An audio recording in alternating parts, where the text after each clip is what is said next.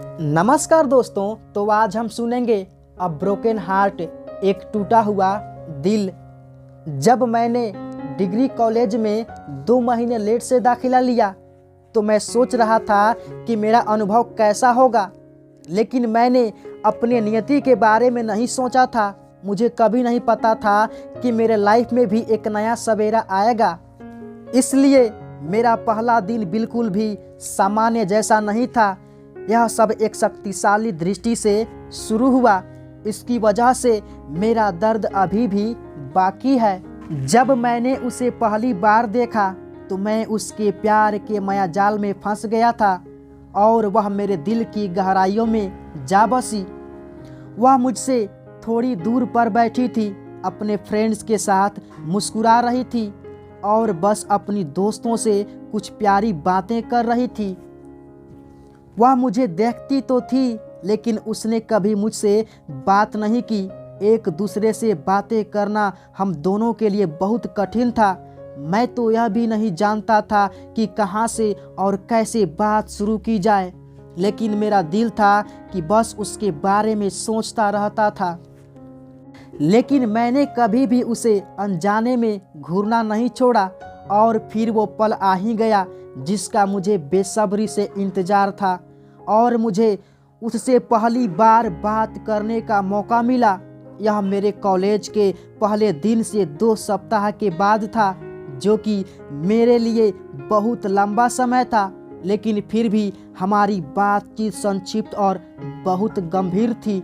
मैंने उसकी चमकती हुई आंखों को इतने करीब से देखा और फिर मुझ में थोड़ा और कॉन्फिडेंस आ गया और बस बिना कुछ सोचे समझे मैंने कहा, मुझे तुम्हारा हेयर स्टाइल या तुम्हारा जूते मुझे सभी पसंद हैं, या कुछ भी जिससे मैं उसका ध्यान आकर्षित कर सकता था। मैंने कहा, मैं बहुत शर्मीला हूँ, इसलिए बात करने में झिझकता हूँ। मैंने उससे कहा, तुम्हारा वे ऑफ स्पीकिंग बहुत अच्छा है, मैं उससे बहुत प्रभावित हूँ। वह बस मुस्कुराई और कहा, थैंक्स। मैं उसकी स्माइल को देखकर दंग रह गया। उसमें बहुत सी जादू थी जिसने मेरे जीवन को 360 डिग्री में बदल दिया। मैं उसके लिए बस एक और ड्यूड बन गया, लेकिन मैंने कभी उसके लिए अपने दिल से प्यार कम नहीं होने दिया। हम केवल होमवर्क, कॉलेज प्रोजेक्ट के बारे में बात करते थे। दुर्भाग्य से एक दिन चीज़ें बहुत खराब हो गई। उसके पापा का अचानक तबीयत खराब हो गया। उनको हार्ट अटैक आया था और मेरे पापा उस समय सिविल सर्जन थे, इसलिए मैंने उसकी हर संभव हेल्प की। इस घटना ने हम दोनों को करीब ला दिया था और अब हम अच्छे दोस्त बन गए थे। मेरे सभी फ्रेंड्स मुझे पूसी कहकर बुलाते थे और वे मुझे हमेशा यही समझाते थे कि वह सिर्फ तुम्हारा यूज कर रही है, और मैं उनसे कहता था, मेरे पास ऐसा है ही क्या जो वह मुझे यूज करेगी। उन्होंने मुझे बहुत समझाया, लेकिन मैं कहाँ मानने वालों में से था। हम दोनों एक ही कोचिंग में पढ़ते थे और साथ ही आया जाया करते थे। पहले मैं उसे उसके घर से पिक करता और फिर उसे घर छोड़ ड्रॉप किया करता था। धीरे धीरे ऐसी ही हमारी दोस्ती प्यार में बदल गई और 2016 के वैलेंटाइन डे पर मैंने उसे प्रपोज कर दिया और उसने एक प्यारी सी मुस्कान और हाँ के साथ मुझे एक्सेप्ट कर लिया। अब घंटों फोन पर बातें और दिन में कॉलेज के अलावा कम से कम एक बार मिलना तो होता ही था। ऐसे ही धीरे धीरे 2016 गुजर गया और 2017 आ गया, लेकिन अचानक से एक दिन बिना किसी बात के उसने मुझसे बात करना बंद कर दिया। मुझे कुछ समझ नहीं आ रहा था कि मेरे साथ यह सब क्या हो रहा है। मुझे तो ऐसा लगा जैसे मैंने सब कुछ खो दिया है। ना तो वो कॉल रिसीव कर रही थी, ना ही मुझसे कॉलेज में बात कर रही थी।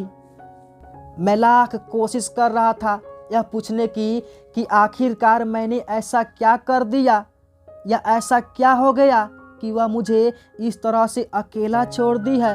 लेकिन उसके पास समय कहाँ था मुझसे बात करने के लिए। अब उसका फ़ोन रात भर वेटिंग आने लगा।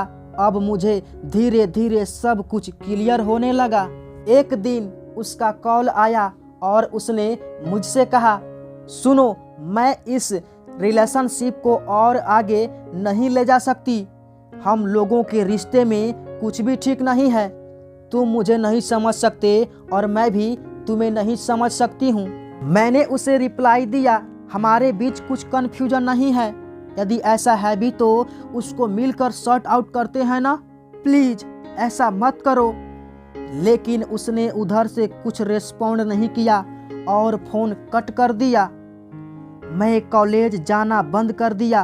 अपने घर में, अपने बेडरूम में सारा दिन अकेले बैठे रहता था।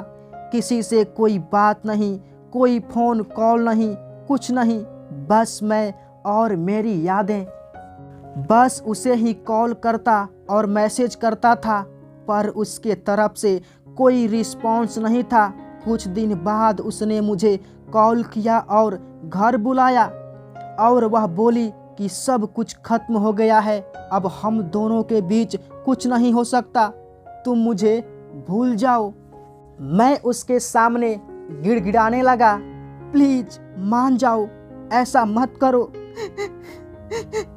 बट वह नहीं मानी। फिर मैंने उससे कहा, ओके, जिसमें तुम्हें खुशी मिले मैं वही करूँगा। मुझे कुछ समझ नहीं आ रहा था कि मैं क्या करूं। मैं बहुत स्ट्रेस में चला गया। बस ये मन कर रहा था कि मैं मर जाऊं। इसलिए मेरे घर पे रखी पैरासीटामोल की 10 गोली को एक साथ खा गया, बट किसी तरह बच गया।